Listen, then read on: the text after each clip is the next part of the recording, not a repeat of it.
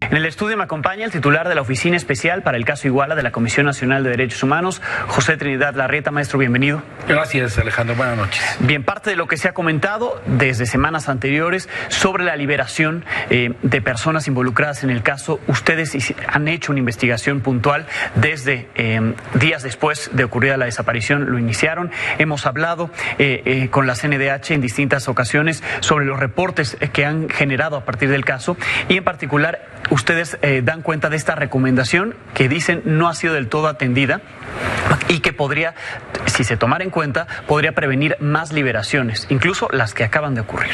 Eso pensamos, justamente eso pensamos, Alejandro. La investigación de la CNDH empezó al día siguiente de los hechos, es más, del mismo día de esa madrugada, 26 y 27, madrugada y 27, ese mismo 27 la CNDH inició sus investigaciones para determinar violaciones a derechos humanos. Efectivamente, hicimos, antes de la recomendación que emitimos en noviembre 28 del año pasado, habíamos hecho 4 reportes preliminares. Y es importante aquí señalar que desde el 23 de julio de 2015, la CNDH hizo un llamamiento y llamó la atención de la entonces Procuraduría de la República porque había detectado fallas en los procesos penales que estaban muy endebles y entonces era necesario el reforzamiento de los procesos. Eso lo hicimos en ese primer reporte y lo seguimos haciendo durante los 4 años de investigación, en cada uno de los 4 reportes y sobre todo en la recomendación. Y es el caso que no se han atendido esas observaciones y propuestas, 57 en total que hicimos en los reportes preliminares, no se han atendido a las 224 líneas de investigación que propusimos en la recomendación, no se han terminado de atender los 118 puntos recomendatorios y desde luego que en la recomendación, Alejandro, vienen pruebas importantes, son pruebas que no tienen el vicio ni han sido calificadas de ilegales por haber sido obtenidas por violaciones a derechos humanos. Al contrario, hay, por ejemplo, 2 declaraciones muy importantes que trascienden en este caso porque sus contenidos vienen a robustecer la idea de lo que se ha explicado en la propia narrativa de la CNDH de cómo ocurrieron. ¿De quiénes son esas declaraciones? Esas 2 declaraciones corresponden a los hermanos Sotelo Salinas, a Bernabé Sotelo Salinas y a Cruz Sotelo Salinas. Y son declaraciones importantes, desde luego, como digo, porque el contenido de ellas va analizado en forma adminiculada con las demás evidencias que hay y explican qué es lo que ocurrió aquella terrible noche. Y por ejemplo, cuando ocurrió hace 2 o 3 semanas la liberación del GIL, pues específicamente ellos, por ejemplo, trabajaban con el GIL, uno le manejaba las combis, otro le cuidaba los gallos, era gente muy cercana, e incluso hay imputaciones directas sobre que el GIL era quien lideraba la organización criminal de Guerreros Unidos ahí en Cocula. Y esas declaraciones que están provistas de toda legalidad porque fueron vertidas en presencia de su abogado, en presencia de algunos de los miembros del GIEI y también en presencia de los representantes de una de las organizaciones que apoya a los padres. Entonces, más garantías que eso para entender que lo que vierten ahí se hizo de manera espontánea, pues no hay. Y esas declaraciones que están ahí nunca han sido explotadas, nunca han sido analizadas, como lo hizo la CNDH en su propia recomendación en diversos capítulos, e incluso también en ese mismo tenor, este tema de los chats también son explicados en la recomendación en diversos apartados y claramente se ve, incluso hay una referencia específica al GIL ahí. Y hay en otra parte donde es el GIL el que está haciendo una interacción, una conversación, él es, pero es con un seudónimo que nadie se ha tomado la molestia de analizar bajo los contenidos de la información que hay en pruebas para entender a qué se refieren los chats. Si uno se detiene a ver uno de los chats sin hacer un análisis contextual y a vincularlo con las pruebas, nunca le va a decir absolutamente nada. Hay que conocer el caso para poderle dar un sentido. Le preguntaría dónde está la falla, ¿en el Ministerio Público o en el juez? Pues mire, aquí yo hablaría de 2 cosas, Alejandro. En primer lugar, diría que la recomendación que es dirigida a las autoridades, en este caso también a la Fiscalía, no ha sido observada, no ha sido atendida, y en ese sentido, bueno, habrá que preguntar por qué razones no se han atendido las recomendaciones hechas. Pero también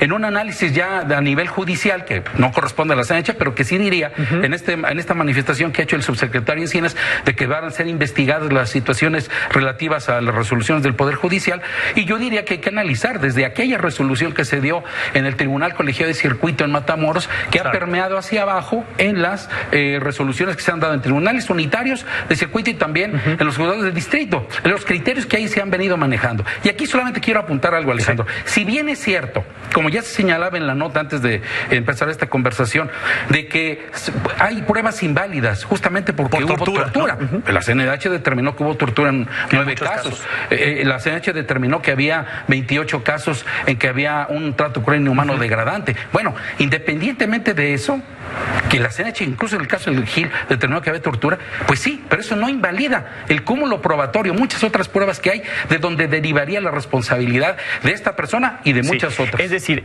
aquí obviamente el llamado es respetar los derechos humanos, desde pero luego, en el caso de estas personas podría haber otras pruebas que se deberían de tomar en cuenta. Es decir, no invalidar todo porque hubo torturas en un principio, porque en muchos otros casos, claro, no Ayotzinapa, pero en otros casos hay fallas al debido proceso y todo en automático se invalida. En este caso no debería ocurrir así.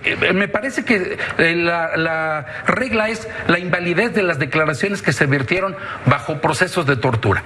Sin embargo, hay otras pruebas, y aquí el ejemplo claro es el de las pruebas técnicas que derivan de las intervenciones telefónicas, donde hay esas referencias, y esas no se pueden invalidar de ningún modo, como tampoco otras pruebas que ni siquiera han sido analizadas por nadie ni tomadas en cuenta, como las dos declaraciones que yo señalaba. Son pruebas fundamentales que servirían, deje decirle esto, Alejandro, servirían primero para evitar que haya nuevas liberaciones indebidas en los procesos si el Ministerio Público acude a los tribunales y presenta estas pruebas basado en lo que ha hecho la CNDH. Pero también para evitar que en nuevas consignaciones tengamos estas sorpresas. Y finalmente, para aquellos que han sido ya liberados indebidamente, se puedan reabrir procesos, sí, se dan los extremos legales para que eso ocurra, porque hubo, recordará usted, algunas libertades que se dieron por falta de elementos para procesar con reservas de ley, lo cual significa que hay una posibilidad legal de poder reactivar esos casos tomando en cuenta estas nuevas evidencias que han sido analizadas. Hay que encontrarlos y llevarlos ante un juez ahora con una nueva acusación o con estas nuevas pruebas. Yo diría que, por ejemplo, en el caso en que se ha dictado sentencias